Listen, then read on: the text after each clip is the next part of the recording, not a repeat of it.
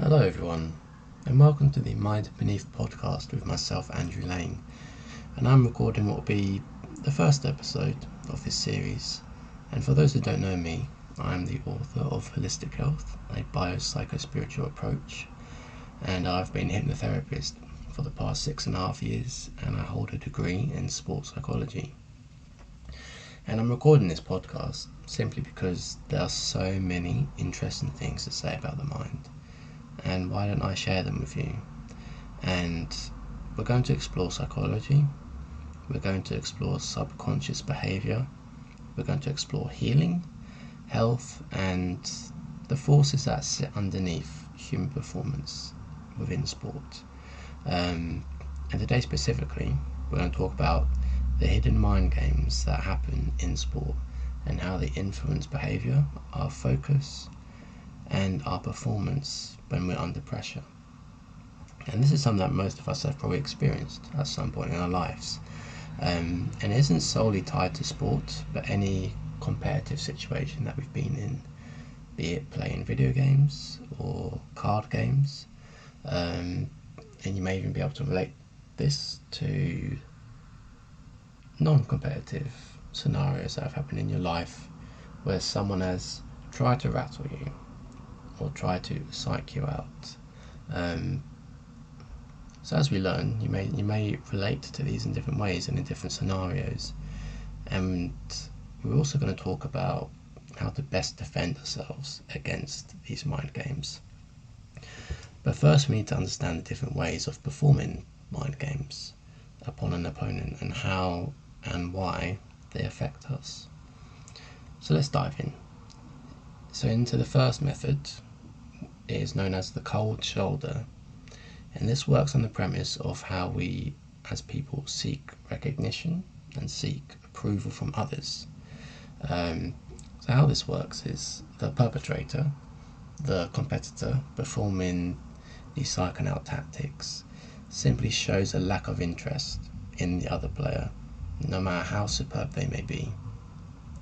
And the effect that this has on the opponent receiving the cold shoulder is they try harder and harder for that recognition and end up just playing worse and overplaying. And former professional basketball player Bill Russell gives us a classic example of this. While in a restaurant, he saw a player he was going to be competing against the next day, and a player that he says was younger and stronger than I was. So Bill Russell deliberately sat in full view of him and ignored him the entire time and didn't even look over at him once. And the next day during the game, he could tell his opponent was out to get him, and as Bill Russell says here, I had him thinking about me instead of his own performance. And that line there, had him thinking about me instead of his own performance, is a key part of mind games in sport. You forget to focus on yourself, you forget to focus on your own performance and on the opponent or something else in general. So the underlying message that the cold shoulder gives is that you are a nobody, you're not important, and this tends to work better on younger people who are more eager to impress. And so that is the first one, the cold shoulder. And the next one is cage rattling, and it's often disguised as casual interaction, and the psycho artist will constantly taunt their victim, and often under the disguise of friendly kidding. So for example, you might say, is that the best you can do? Or commenting on their appearance, or anything that gets under the skin. And the underlying message this gives across is, you don't scare me. And it attacks the opponent's confidence in their ability, and it attacks their confidence in general. And the victim who falls for it is caught up trying to prove otherwise, instead of concentrating on their own performance, and it can emotionally hijack them, and it can cause them to be frustrated, it can cause them to be angry or sad or depressed or anything. And Michael Jordan was famous for this. He would often talk to his opponents during basketball games, saying comments and being verbal in general, just to get under their skin, just to rattle their cages. Another example that I recall is Nico Rosberg, Formula One driver, talking about when Michael Schumacher was his teammate. And at this point, Michael Schumacher would have been older, late 30s, early 40s by this time. And Nico Rosberg was young, up and coming, faster, better, you could say. So what Michael Schumacher knew was that Nico Rosberg would always use the loo before the race and before qualifying, and that was his habit. And so what he decided to do, very cheekily, was go and use the loo himself, precisely when Nico Rosberg would want to use it. And he would stay in there as Nico Rosberg would knock on the door, and then only until the very last second he would leave the toilets, leaving Nico Rosberg in a huge rush to get in, have a wee and get back out to get to the grid in time. And what Michael Schumacher was showing here was dominance, and there was a practical advantage to it as well, that is physically stopping Nico Rosberg in his habit into him using the loo as and when he needs to. And I can recall another example of Shane Warne, who is an Australian cricketer, one of the best bowlers that's ever been around. And there was a time he would often tell his opponent where he's going to put the ball. And when you're a cricketer and you know where the ball's going, that makes it much easier for you to hit it hard and hit it out the ground for 6 runs, or hit it to the boundary for 4 runs. And so he would tell him where he's going to bowl the ball, and then he would do exactly that.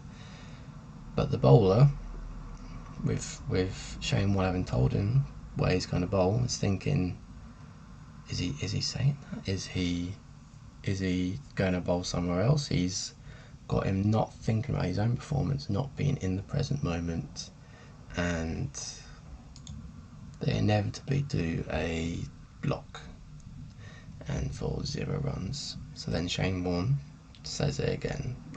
He's going to bowl the ball in the same place. Same thing happens, and they block the ball. So Shane Warne will start to call him a coward, would start to berate him, and that can lead on to something called intimidation, which we'll talk about later as well. But the next one is the teacher method, and this is when the opponent gives lessons to the other. So for example, they might say, you didn't flex your knees enough on that last shot, or remember to watch the ball. And the underlying message that this puts across is, I am the expert and you're not, making the opponent feel inferior, and that they then behave that way. They then behave as if they are inferior. And a famous example of this is Larry Bird, also a former basketball player. And he was famous for correcting defenders mid-game and pointing out their mistakes in real time.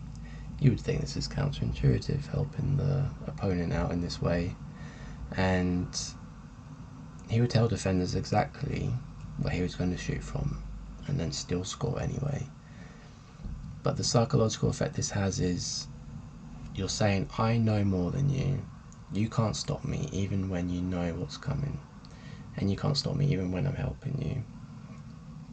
It gives an air of authority and gives an air of inferiority to the opponent. And this is classic teacher mind games, because the one of what Larry Bird teaches us, because it frames him as the coach and the other one as a student, and it also creates something called cognitive overload. So the opponent starts thinking instead of reacting. He's thinking about his own performance, thinking about X, Y, and Z. He's not, again, not so in the present moment. So, touched on already with Shane Warne is intimidation, probably a more well-known one, and this is a much more aggressive tactic and naturally more common in contact sports. And the intimidating player tries to show superiority over the opponent and produce fear in the opponent. However, this can produce the opposite effect. It is worth mentioning. So we've all heard about the fight or flight response. And if you haven't, when we are in a stressed state, when we are experiencing a stressor on our system, we have two main survival responses: to either fight or to flight, to run away. And you may be activating their fight response, not their fear response, when you're being aggressive, when you're being intimidating. And if fight mode is activated, this actually makes you fearless, makes you fearless, and adrenaline increases. Your focus becomes sharper, and you yourself become more aggressive to match your opponent. However, if you do manage to make your opponent fearful, they just want to escape. Safety becomes more important than winning, especially in contact sports, like I said, like rugby or American football. Your muscles will tense up and your mind becomes scattered, less focused. And a famous example of this is the Wimbledon football team that won the FA Cup in 1988. They were very well known for their intimidation tactics and very well known for not being the best, not being a very good football team, not being the most prolific, the most skilled, but they're always very intimidating with players like Vinnie Jones, and they were big and had a presence about them. And the effect of the intimidating players have on their rivals is they also feel inferior, not just fearful, and they feel they don't have a chance against the opponents. Even if their skill set is not as good physically, they are empowering, they are dominating, you could say. So swinging to the other side of this is something called guilt tripping, and there's a few ways someone can do this. So the first one is just playing Mr. Nice Guy and making the opponent like you, making the opponent not want to try as hard to beat you. And the secondly is the guilt tripper may play victim, pretending to struggle with an injury or to be having a bad day, etc. Again, the opponent doesn't want to, feels bad, doesn't want to try as hard to beat you. And lastly, the guilt tripper can pretend not to care as much even about the competition. It makes the other opponent not want to try so hard either, not give them such a heavy defeat. And the effect all this has is that they don't want to try as hard, like I said, and then the opponent can sneak in and win the game. And the next one is distraction. You don't see guilt tripping so much in elite sports because they all have such a drive to win. But you may have seen this in our everyday lives when we've done competitive scenarios. But the next one is distraction, and the best example of distraction techniques comes from tennis. As we all know, they all grunt when they hit their shots, and when the opponent's attention should be on positioning, where the ball's going, flight of the ball, swinging their own racket towards the tennis ball, they're getting distracted by the grunts of the other player. And another interesting method of distraction is making the opponent self-conscious. You could say something like, do you breathe in or out as you serve? And suddenly the player is thinking, do I breathe in or out as I serve? They start getting self-conscious and they start to again distract from their own performance. Like I said earlier, a lot of this is detracting from your own performance. And another example, and I see it very often, or I see it often I could say, is in Formula One, is they often do misleading radio messages. So in Formula One, the team and the drivers will communicate with each other over the radio throughout the race regarding how worn their tyres are, whether they should do a pit stop for new tyres or not. And these are an important part of a race, is communicating with the team and knowing how worn the tyres are, pitting based on rain and different things, and communicating about the car and so on. And all the teams can listen in on the other team's radio messages, and it's also important to know what the other teams are doing, because if they're pitting earlier and they're going to have fresher tyres, they may be ahead when your team pits later on, having driven further and worn out tyres, and you may lose a position that way. So they're listening on the other team's radio, so they'll give fake messages. They'll say the tyres are degrading badly when they're not, or they may even bring the pit crew out to the pit lane as if they're going to do a pit stop, and then they don't. They feint it, and they all in the pit crew all go back inside. And teams start to second guess their own decisions. They start to be distracted, think about what they're doing, what's going on with them, and they forget to focus on themselves. So these are the different ways of performing mind games in sport. You have the cold shoulder, you have cage rattling, you have the teacher method, and intimidation, guilt tripping, and distraction. So how do we defend ourselves against this? How do we not let them psych us out, not let them get under our skin? And for starters, simply being aware of these much better helps you to have control over it. Being educated and being aware of these different mind games in sport and how they are performed, it brings the subconscious to the conscious. What do I mean by that? So the conscious mind deals with things like logic, deals with things like decision making and general focused attention. And the subconscious mind, which is very much the driving force of our behaviour, deals with things like our emotions. It holds our memories. And let's say you are becoming guilty from guilt when the opponent is performing the mind game of guilt tripping, and you're feeling that emotion of guilt. You're bringing that subconscious driving behaviour into your conscious mind, and you're going, hold on, I can see what I'm doing. I can see I am feeling guilt. You can see I am wanting to not try as hard against this opponent. You are becoming consciously aware of it. You gain control of yourself, of what's going on. It means they lose their control over you. They lose their hold over you when you are aware of what's happening. You are in control.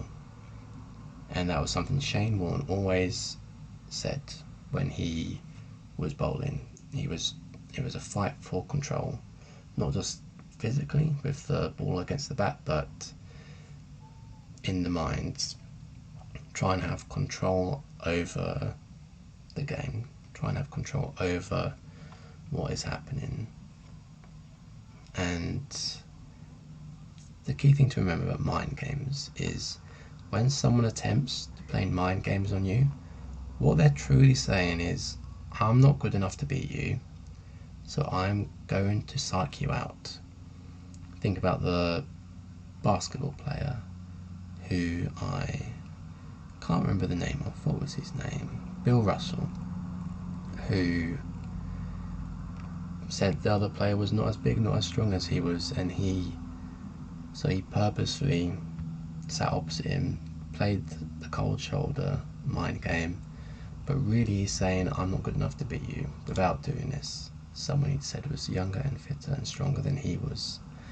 And knowing that alone, as well as being aware of mind games and knowing that's the real message they're giving, that they're having to do mind games on you to try and beat you, can give you the confidence and the resilience you need against your opponent's mental trickery. So the most effective way to avoid mind games affecting your performance is to not engage in them and focus and feeling secure in your own game, communicating with your performance. And you're probably wondering, can I use mind games myself or my opponent? And sure, if it's within the rules, yes, you can employ some mind games against your opponent if they're not as aware of him as you are. And if you want to be unpopular and not be invited back to another night of playing games with your friends, absolutely you can do that. But remember, any time the mind games become more important to you than the game itself, it will negatively affect your performance. Like I said, it's far better to communicate with your performance, to focus on yourself, on your performance, than be distracted by the opponent. So I hope you enjoyed learning something very interesting and listening to this podcast. And hopefully, if you are a competitor and you see these things happening, you're now much better protected at mind games in sport. And feel free to join me for the next podcast as well, where I'll be talking about something else, hopefully even more interesting. So have a good day, everyone.